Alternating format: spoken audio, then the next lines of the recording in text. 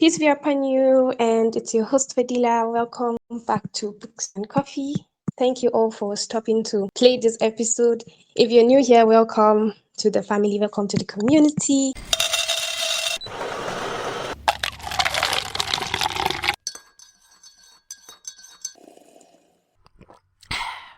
In today's episode, I have a very special somebody with me.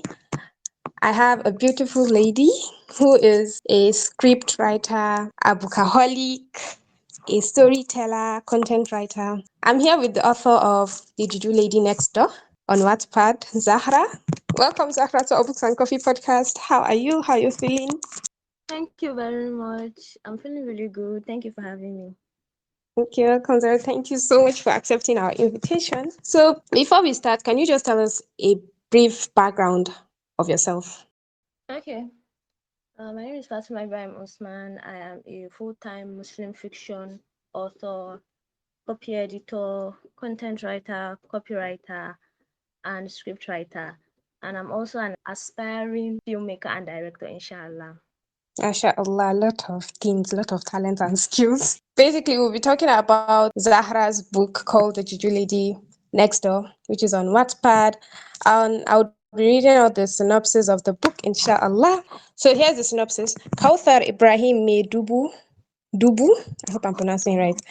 Dubu is a married woman who aims for nothing but peace and happiness in her home and life. Then things take a different turn when she finds out her husband's plan to take a second wife. Despite her fears, she allows him, believing that it's the only way she could have a happy home. But what happens when things don't go as planned? Will Kauthar be able to handle it all, or will she give it to her emotions and become her worst enemy? When you read something like this, would it not make you want to read the book? So basically, that is just synopsis of the book. It's about a lady Kauthar. As the synopsis says, her husband wants to get married to another wife. She didn't argue or anything. She allowed him. But then things started going not as planned. Things didn't go as planned. And then some things led to another. And yeah. So the first question, Zahra, could you walk us through the protagonist's emotional journey? That is Kauthar in this case. Could you walk us through her emotional journey from jealousy, like at the beginning of the story, to repentance? Like, what was some key moments that shaped her character? So she had really simple goals, simple life. Everything about her was just typically simple. She's just like a normal, typical lady. I think right from the beginning, she has always wanted to just do the right thing in her life. She never had like any harboring negative feeling towards her life or towards her marriage. She was happy, she was contented.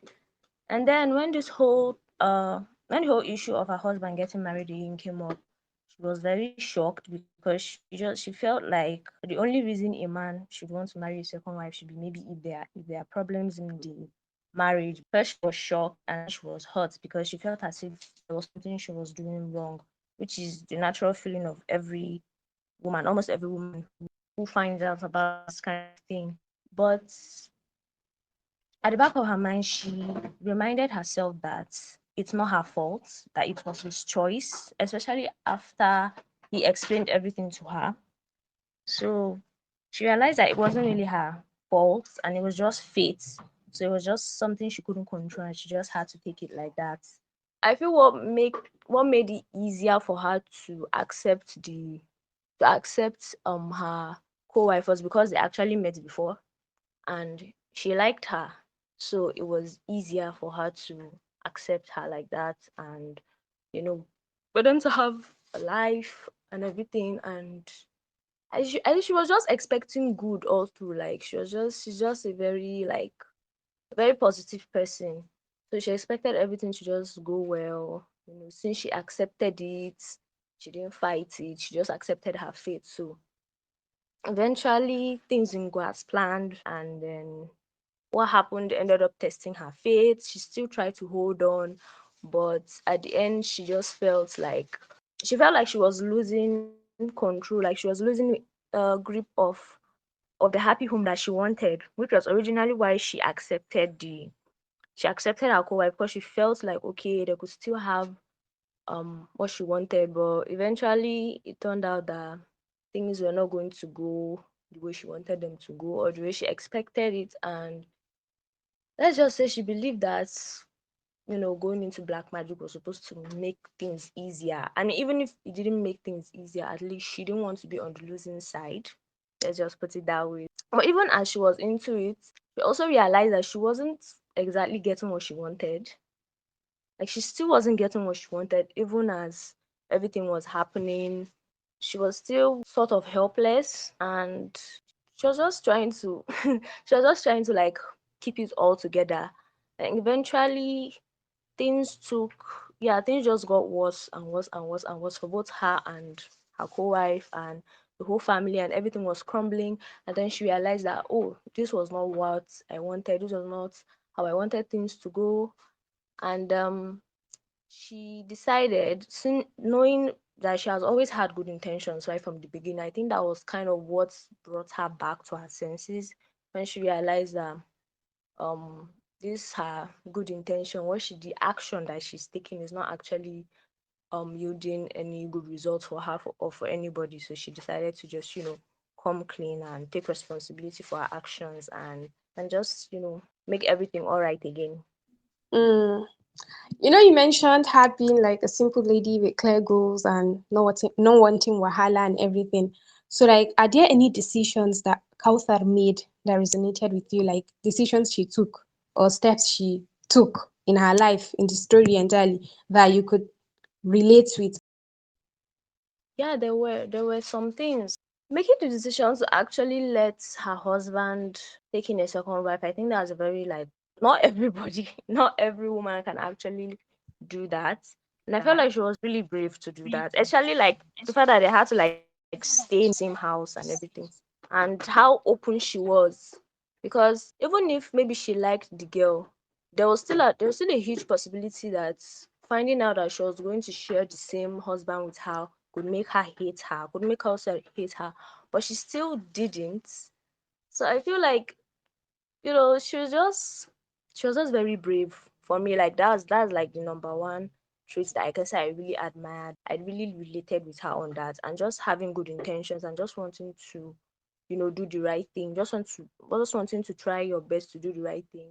That was also something that I could relate with, because around the time I was writing it, I was also like struggling with that kind of problem of just having good intentions and wanting to do the right thing. And when sometimes what you intended might not actually come out the way you want it.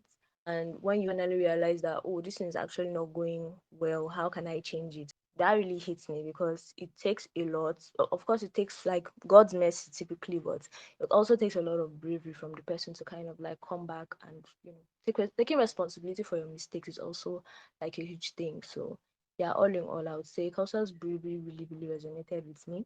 To a certain extent, I could do some of the things that she could do, since we're kind of I kind of like gave her some of my personality, but then there are a lot of things that I couldn't really do. So I actually learned a lot from her. That's interesting to hear. So, in your opinion, right, what factors do you think contributed to Kauthar's entire behavior and how she is, her person, personal experiences or influences that inform this aspect of her character, like her being able to repent and come clean? Again, I feel it's just that her simple nature of wanting to do the right thing. I feel like I think right from the beginning, it has already been established that, okay, this girl she doesn't have any problem. She's someone that just, accepts her fate and just lets what should happen to happen. So I feel that influenced her throughout the story. That is like one major behavior. That was one major thing that did not change despite, her mistakes and everything. Her sister's experience, I think that also influenced. So that also had a lot of effect on her. But still, like that her nature that was already like shown from the beginning about who she really is in the inside. I think that was the one thing that never changed from start to finish. And definitely, since she was always somebody, not that there was always a possibility that she could just become a total villain and just stay that way. But I wanted to show that um I wanted to show that it is very possible for somebody to not be influenced by their mistakes, and for somebody to kind of still maintain their their natural traits, or is it their natural persona? I like that concept of you saying like when she like does wrong, that does not mean she'll be wrong throughout the story. I really like that concept. Like it reminds me of a quote. I don't know where I saw it, but it says that there are no bad people, bad people are made or something like that. You keep talking about Kausar's good character and how she's such an easy lady and all those things. So is that what kept you motivated while writing this book, The Juju Lady Next Door? Is that what kept you motivated throughout the entire writing process? Like especially during challenging moments in the writing process? Or was there another motivator thing that motivated you to keep going despite the challenges? Yeah, that's centrally something that motivated me. Another thing was the fact that the main reason why I actually started writing the story was mainly because I was curious, honestly. Like I wanted to kind of explore how villains are actually made. Like that's the main reason why I started writing the story in the first place. And through Culture, I was able to kind of explore how bad a person can be without actually, going down the other side. Although I wouldn't say that that was my plan from the beginning. Like I said, I actually wanted to, was kind of like an experiment. And how it ended was just me following the story, just allowing the story to tell itself. But originally, I already had it in my mind. I just wanted Kausar to be from good to bad. Like that was kind of what was in my mind. And yeah, that was kind of what pushed me, and I just kept going. And I was just curious, and I just wanted to feel my curiosity. Since you satisfied your curiosity through writing the book, now let's satisfy my own through discussing the theme of redemption in the book. Like, how do you think the protagonist Kautar's journey towards forgiveness, how does it impact the overall message of this story? I think Carson's journey shows just how imperfect human beings can be, and how okay, let me just say it's actually on two sides, on the human side and also on the spiritual side. Carson's journey is a reflection of how someone's condition or how someone's circumstance can change who they are to a certain extent, how people react or respond to certain situations in life, maybe major life changing situations or just normal situations. But in her case, it's a life changing situation. So Costa's journey explores just how people change, through circumstances. And then on the spiritual side, it also shows how we as human beings or we as Muslims can make mistakes and also try to go back when we realize that okay, nobody's going to help me, nobody's going to get me out of this mess except my creator. Her story explores these two facets of life, and so it's easy for a reader to see that from both the human perspective and also the spiritual perspective, because I was also trying to explore the concept of God's mercy, and how no matter how much mistakes someone must have made, it is still okay. Like it is not so late for you to come back and make things right by God's grace. So yeah, I was also exploring like how God's mercy can work in a real life situation, or maybe fictional situation in this case. Yeah, that's true. We can actually also apply it to our real life, learn things and draw things or lessons from the story and apply it to our life. So, as readers, right, what lessons do you hope we take away from the outcome of the co-wife Salsabil? Okay, the lessons that I wanted to, or I intended to pass through that outcome is to show that at the end of the day, no matter what we do, God is still in control of everything. Like no matter how much we want to plan our lives and everything. I'm just saying this from culture's perspective, definitely. Because definitely she did not expect her life to go the way it did. She did not expect, everything to like end up the way it did, but it did at the end of the day. So that just shows that life is God is the one that plans, and God does whatever He wants. And so the only thing we can do is just to try our best and do our best with the life that we have, and also with the relationship that we have with people. What you just said just made me remember a part of the book. Like, I felt so bad for Kauta. Honestly, I felt bad for her. Like you said, she's a nice person and everything, good with good intentions and all. Like when she was confessing, I was like, if I were to be in her shoes, would I actually confess? Would I even would I even be able to come forward and say, I'm the one that did A, B, and C? And well, I was like you said earlier, her bravery and everything. I also admire that. And then the other aspect about like her coming out old to admit and take responsibilities for her actions. And then when her co-wife was like, you know what, I'm not going to accept that repentance, or like, I mean, I'm not going to accept your apology or stuff like that. I was like, no, no. So did her pleading go to waste and all that stuff? So it just, what you said just made that part of the book come back to my head. You said you wanted to explore like the themes of like knowing that Allah is merciful and God is merciful and all that thing, and also exploring the themes of polygamy. Like, aside curiosity, is there any other thing that made you say, okay, you know what, let's just explore these things and let's write a book about it? Honestly, there was this news I heard. Is like based on a real life story, and it was kind of what sparked my interest in wanting to explore polygamy. Because after I heard about this news, I was like I was very surprised, and it was actually through this real life events that I borrowed a bit of it. So originally, I actually wanted to explore polygamy from the eyes of someone who experiences it and also goes into black magic. Because for people that's staying Arewa, of course they know that polygamy and black magic are like very common over there. So I was trying to understand what like motivates someone to just, I just wanted to see it from the eyes of a person who experiences it, who gets affected by it, and also who gets influenced to actually go into black magic. And honestly, it was actually a very hard thing to do, because I can recall initially the way the idea came to me initially. It was very, very different from the way it is now. Back then, what really wanted to really look at was just relationship between co-wives. But eventually, it's ended up being what it is now, and so I just left it like that. Do you know what made me pick that book?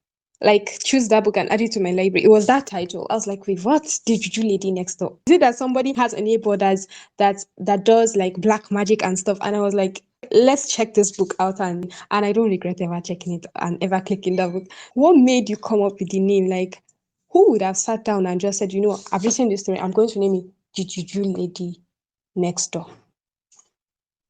Okay, the name was actually pretty random, and it actually came to me before the idea itself. So, like I said, the original idea for the story was actually what led to the name, even though the story didn't exactly follow the idea. Like, I had to tweak it a bit to actually follow the the title of the novel. But there was the time I just felt like, I think it was when I'm working on the book two. That was when I was like, this is the lady next door. Like, does it fit the message? Because as I started writing it, my intention started to like change somehow. And I started to feel as if the Juju Lady Next Door was kind of like, maybe I'll be giving people the wrong idea. But yeah, the title actually stemmed from the original idea, which was a literal plot of the Juju Lady Next Door. So the only thing I did when the story turned out the way it did was making, okay, this is a spoiler, but I'm just going to read it. Was making Salsabil and Kausar stay close to each other, like stay next door to each other. That was what made me have more hope in the title. If not, initially I would actually wanted to change it to something else. Let me ask you, as a reader, do you think that now, as you have read the book, do you think that the title fits it, or do you also feel like me, like the title needs to be changed? I have two answers to that question. On one hand, I would say yes. On the other hand, I would say no. One, because like when I first saw the book, I was like, oh, the Juju Lady Next Door. And the first thing, like you said, the literal meaning, like maybe what you had, the idea you had before, my thoughts were like, maybe this person is living with someone that does black magic next door and stuff like that. And for me personally, it somehow relates to the storyline, somehow doesn't. I feel like another title would like portray the content of the story better. Absolutely. Like I actually attempted changing the title. Like I had so many other titles in mind, but eventually I don't know, it just felt wrong. I don't know, maybe called marketability, or because I just felt like the Juju Lady Next Door is just somehow draws people in, even people that originally wouldn't have want to read the book. So that was partly why I left it that way. But I don't know, maybe in the future, if when I'm done with like the series itself, I might decide to change the title and make it like fit with the other titles that I have. So you felt it was the title is like clickbait, that kind of thing. Yeah, absolutely. Now let's talk about how you started the story and how you ended it. You know, that's something I really admire. Like as a reader, but there are things I notice. I don't know whether other readers notice, but like I don't know. I just love this concept when authors try to do things differently. It's not like we're just reading a book like about the present, present, present. It started like the way you started the book was like Kauthar was like narrating to I'm not going to say the person was narrating to somebody the story and stuff like that. Well, I was like that was actually a nice way to go about the story. So like we'll give you the entire and the whole like idea to portray the story in that way, in that sense, rather than just putting it the normal traditional way. Honestly, I can't even pinpoint why I made it that way because there are a lot of random things I did in that story that I don't know, they just somehow made sense. But yeah, it just came to me and I was like, oh, let me do it like this. And also maybe because I wanted it to feel more real. I wanted readers to feel as if Kausa was actually a real person. I think that can also fall as a reason. But the first time I actually tried it, it was just like a random idea, and I tried it and it worked. And yeah, but it was later on, as I said, editing, I realized that it actually just went really well with the way the story went. And yeah, I just decided to just stay with it like that. And even I, as the reader, like whenever I'm reading it as a reader, I always felt like Kosa was a real person and not just, a random protagonist that will be easily forgettable. Honestly, Kauthar cannot be forgettable. Like ever since I finished reading that book, she has been on my mind. Like ever since I finished that book, I'm like, wow, she's just such an amazing, wonderful, beautifully made character. You know, I said I had the idea of like maybe it was a juju lady that was living next door to somebody. So at the beginning when I started reading it, I felt like the juju lady was confessing to somebody about her doing juju. Why am I saying juju instead of black magic? I that was my thought. Anyways, juju aside, even though we'll talk about more juju later. My next question is, could you provide like an insight into the cultural context that surrounds, marriage and jealousy in the setting of the book? How do you think that societal pressure, like pressure from society, how does it influence the characters' beliefs and actions and all those things? Society actually influences it in a lot of ways. Our society influences marriage, polygamy, and black magic in many, many ways because there are so many scenarios that you'd see, and also based on scenarios that I have seen, real life scenarios where it could be just like you saw culture as an example, her actually seen having a first hand experience of how black magic has actually affected someone close to her, and also the whole thing about polygamy, even though that was just like a pinch of what how it actually is. And then her mom is a main representation of the society and how the society views polygamy and how the society also views black magic. Although I wouldn't say the whole of the society, there are people who um believe that polygamy is a bad thing and they feel like the only way to fight it is with black magic, because I feel that okay, that's like the only way you can protect yourself, which is something that is pretty rampant even in present times, even among like educated people. Like there are many educated people that still believe that black magic is the solution, polygamy is a bad thing. And there are some that are just take it like that, like try to see it from the spiritual perspective and just be like, oh yeah, it's fine, it's something that happens, so just take it as faith and all of that. So I feel that try to uh show the societal or the cultural cultural stand, both sides of the cultural stand, based on Kausar's point of view. At first, when the whole stuff about her mom's idea of fighting back, protecting herself, didn't actually support it because she was of the opinion that it was not some that polygamy was not something for her to like freak out about, and it was something that she could handle, since she loved her husband and all of that. And then her mom's, perspective of, is look at what happened to your sister. Like, do you want to, why would you want to just be okay with it? That kind of thing. So those are like two differing opinions that you can find in the real society, where there are people that will come and tell you that you have to fight back, you have to do something, and some people be like, it's okay, it's fine, just accept it as fate.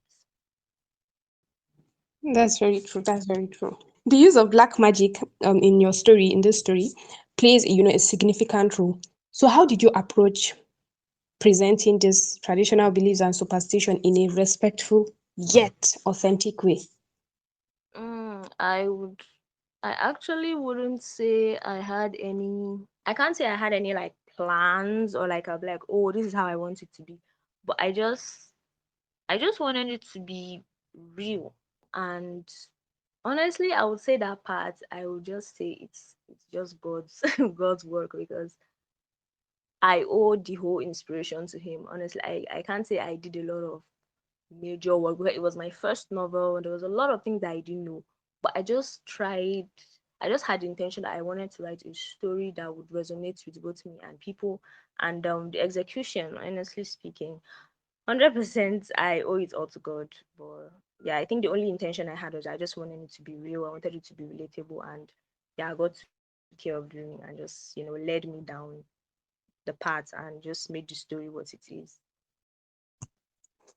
That simply means that a lot of research went into the building and the construction of this story.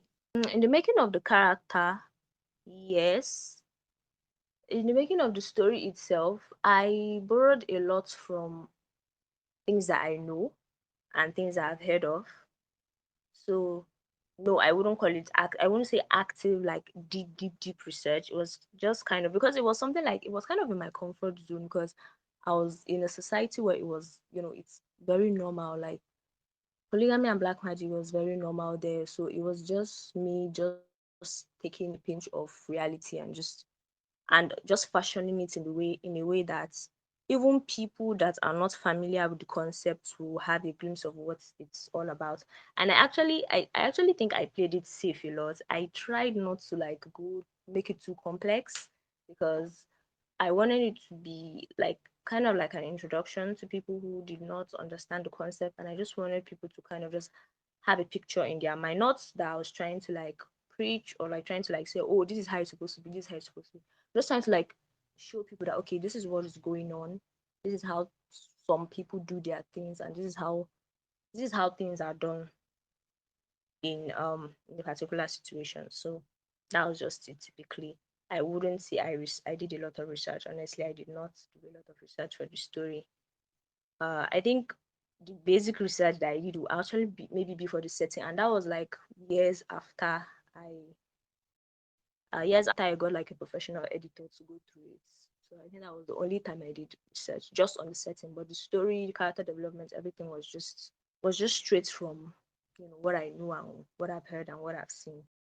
You simply just drew inspiration and ideas from your surrounding stories and ideas from different Yeah, exactly.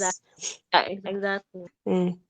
So, one quick question regarding this cultural stuff again. Did your own culture like have an influence in the traditions and beliefs in the Juju Lady Next Door? Did your own culture also play a role in the story? Absolutely, absolutely, because Hausa, just like Kausar is, and even though for a while I did not really stay in a Hausa environment, but I stayed in an environment where we had a lot of Hausa people, and we had a lot of people in polygamous marriages. So I was able to see, or I was able to witness how polygamy worked in that particular environment. And when I finally came back to the north, I was also able to like get a glimpse of how it works in a complete Arewa environment. So yeah. that's totally influenced the story in a 100%, 100%, honestly. Okay, so now that brings us to the game section. Basically, this is how it's going to go. I would say a word and then you will tell me the first word that comes to your head. Are you ready? Okay. I think so. So the first word I have here is salsabil, Wife. jealousy, Black magic. Islam, Mercy. Kano, Arewa. North, Nigeria. novel, Uh, Life. tradition, Reality. headscarf, Job. and last but not least, Zahra. Storyteller. So that brings us to my next question. What was your process like while developing or creating like these believable and multidimensional characters? Are there any challenges you encountered along the way? Yes, yeah, there are a lot of challenges. Kosa was is actually the most easiest character I've ever created. Like, I feel like she was not that hard because I borrowed a lot of her personality was from, from myself and from like things that I've seen. So it wasn't really hard. The process of creating her was not hard. And my process is kind of it's a bit chaotic because but when I start writing the first draft of a novel, I have only a glimpse of who my character is. I think when I start writing, when I'm in my first draft, I'm mainly focused on the plot than the character. So it's later on as the plot keeps going, that's when I start like learning about my character and everything. And there are sometimes that if I finish the first draft of my book, I have to like kind of take a break to go and figure out who the character is.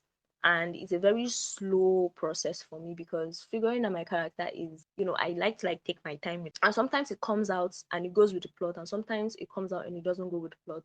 So there can be a little bit of clash. But luckily for me, I think I was really, really lucky with Kausa because Kausa just went with the plot straight ahead. My current books that I'm writing, like right after Juju Lady Next Door, the other books that I wrote, before I was able to like the plot was able to go with the character, it was very difficult honestly. But Kausa's one was just really, really easy. And it was even through hard I realized that I actually love exploring character development. I've always thought that I was the plot driven book girly. But after writing Kausa, I realized that I actually like, digging deep into my characters and just making them as real as possible and just bringing out their thoughts and their emotions and everything. So, yeah, it's not an easy process, honestly. If you are someone who is passionate about like character development, it's actually not easy, but it's worth it. That's one thing I've learned. It's worth it, and it's also good for you to just go with the flow, just go with wherever it wants to take you, so that you'll be able to create a perfectly flawed character that people can understand and resonate with. Okay, it's good to hear that Kauthar was an easy character to develop. So, how about other characters in the book, like her husband, her co-wife, her mother, her sister?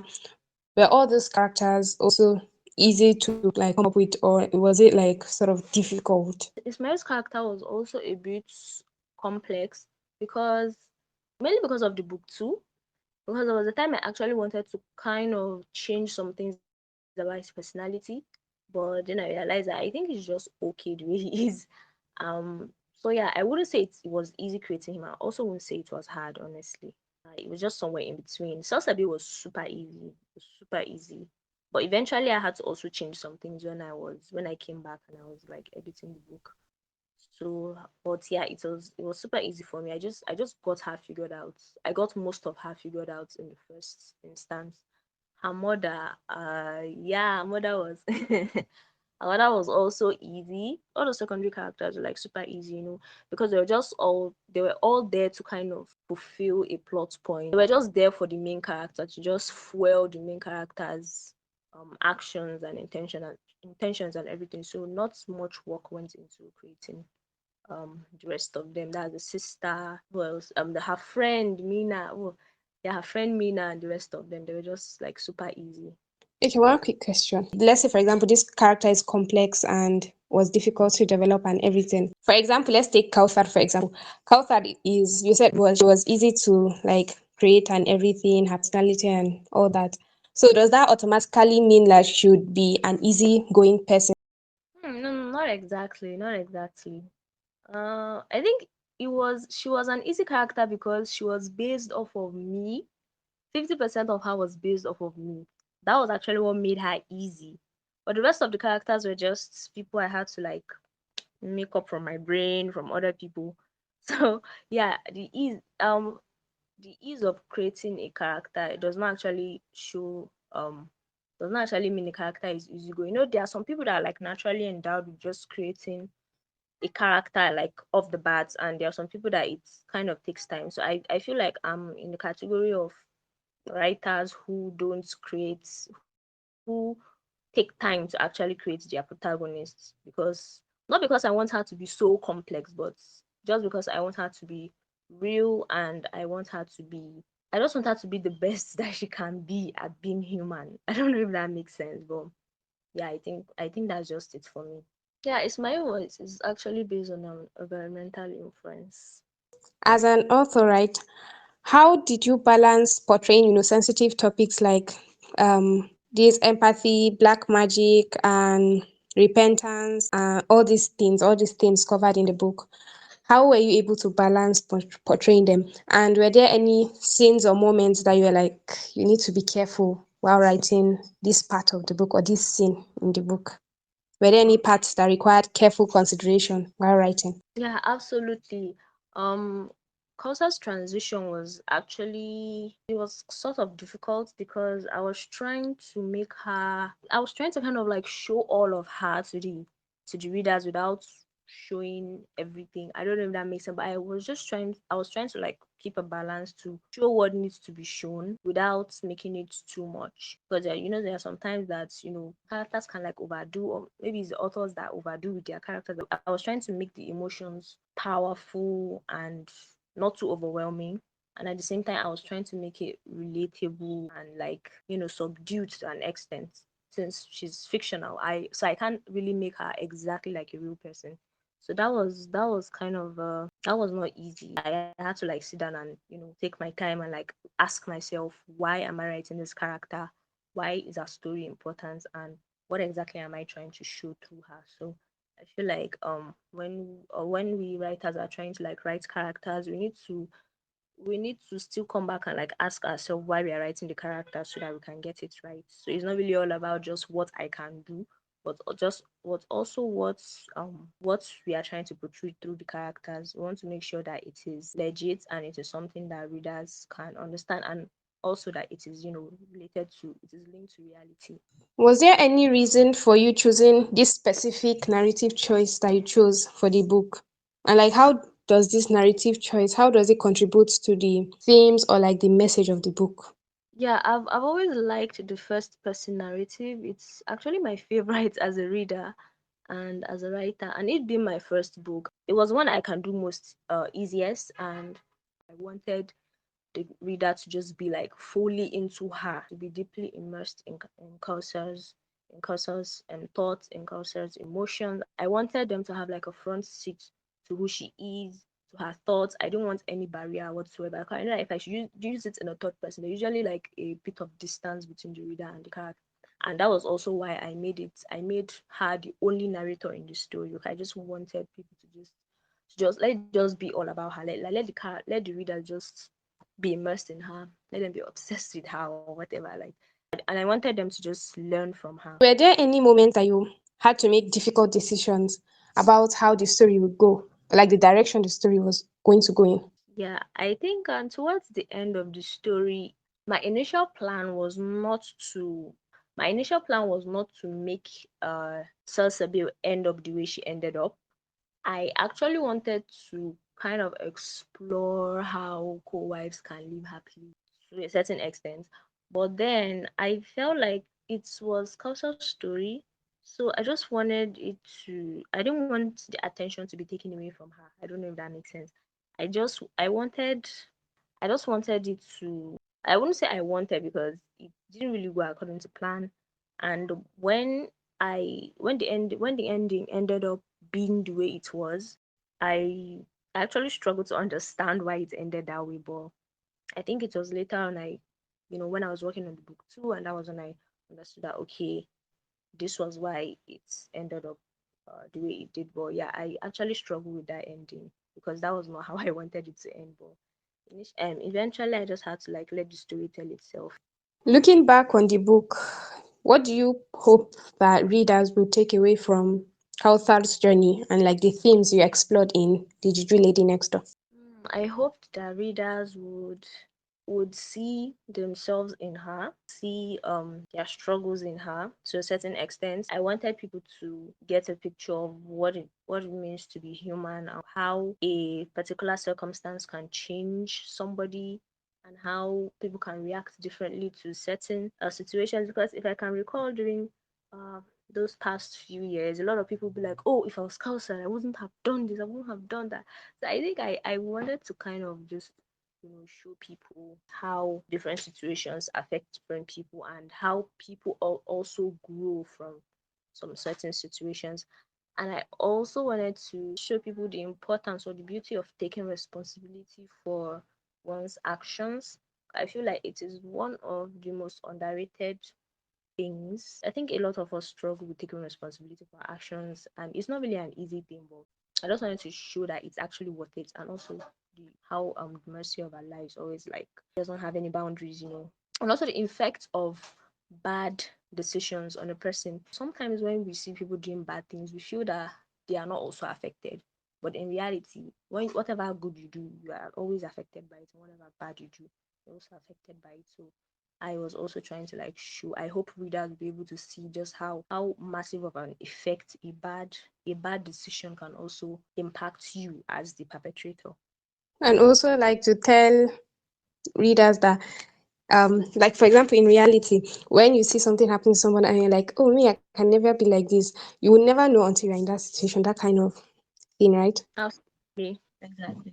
I feel the way the story was constructed or like the way the story was portrayed, it will make readers feel more empathetic rather than sympathetic. Like have a deeper connection with the protagonist, Kauthar. Yes. What discussions or conversation do you hope would come out around these topics or like the themes covered in the book? For example, the consequences of our actions. Okay, I'm going to say this from my standpoint as a reader. I would love to have. I would love us women to start seeing polygamy in a different way, and I think that this is something that's already happening because now we see a lot of lectures for women. Like if you find yourself in polygamy, like people try to like advise you and try to like tell you how to manage it, how to not make it look like it's a bad thing. Of course, it is not what anybody would want, any woman would want, but just try to not make it. Just try to like put yourself at the forefront and just try to like take care of yourself and not take it personally. Yeah, I think typically not taking it personally is how women can stop or maybe can reduce the way they take polygamy so personal and make it look as if, oh, it's because he doesn't love me or because he doesn't care about me or because I'm doing something wrong. Most of the time it's not really always like that. So yeah, I would love more conversations on just how we react or how we respond to polygamy.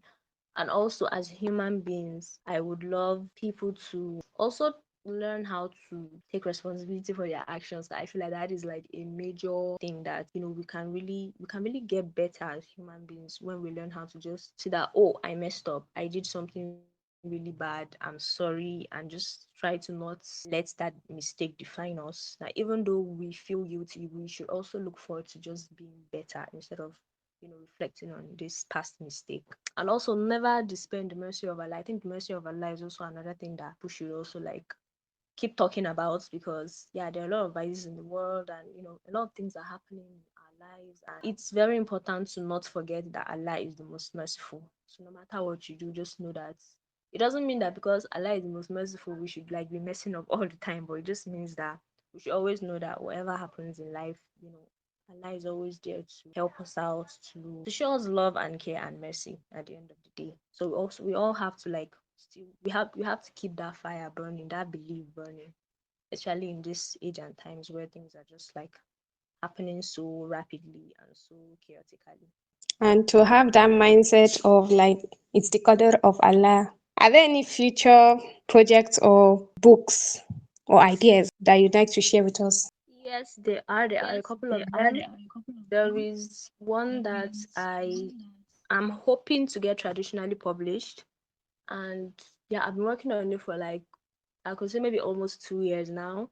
It's also about family, because I one thing I've realized about myself is that I'm big on writing stories about family. And there is also one that I am currently working on, although it's kind of like it's something that is going to take a long time, but I'm really excited because it's historical fiction, and it's set in like the pre-colonial times, which is not it is not a type of story I've seen a lot among we Nigerian, or especially Arewa writers. I don't see a lot of like stories set in pre-colonial times. So that is something that I want to try doing. A historical fiction set in pre-colonial times, following the days of like monarchs and royalties and all of that. So to wrap up this episode, what final advice would you like to give to our listeners? Upcoming writers, I would advise you to keep going, to not ever look down on your idea or on your craft. Writing is a craft of practice and process and learning and learning and learning. And also, I would advise writers to keep an open mind when they are writing a book. Know that when you're writing a book, it's not really about, I want to write a book, or I want to show people, or I want to teach people something. You should also know that you as a writer, you're also going to learn a lot from what you are writing. Just keep on going and keep on writing. I'm rooting for you. We're both rooting for you. So that'll be the end of this episode. Thank you, Zara, for coming. Thank you so much. Thank you so much. I had so much fun. I have not talked about Juju Lady Next Door like so much like this. It's been a while. So yeah, thank you so much for having me. You all should check out Zara's book, The Juju Lady Next Door, through the link below, and also explore her other books that she's written. And until next time, keep reading, keep drinking coffee, but not too much. Assalamu alaikum.